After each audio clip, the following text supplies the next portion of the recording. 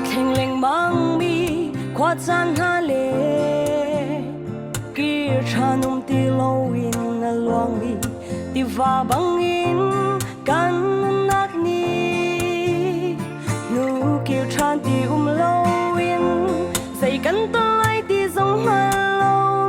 mi cho bangin nun kar hang mi kan nak hi na therau thiang him min boy pa nang ni run ka shoi sha mu nu lai thil philin mai lai thil ban so min ko tung lai a lak so ho ka ka thi chu cha boy pa na kut sak chon na tin ka shoi lo sang der mi ka si cha nang ma chu dei na ka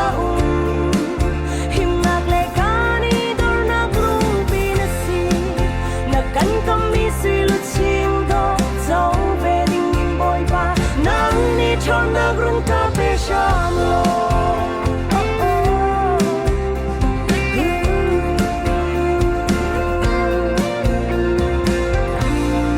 Dik son nak chung na dal mi na chu tim tua na fel te hin an ngei to sim man se lo chu te na chu wai không mi lục kim cha si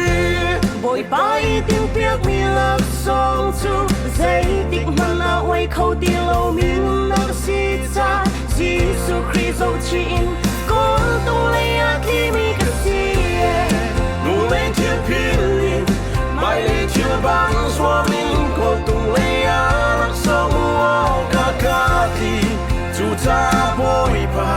na kut sa tron na kin ka khwei ho sang der mi ka si cha nang ma chu dei na ka im nak le ka ni do nak lu pi na si na kan kam mi suy lu chien do zo về du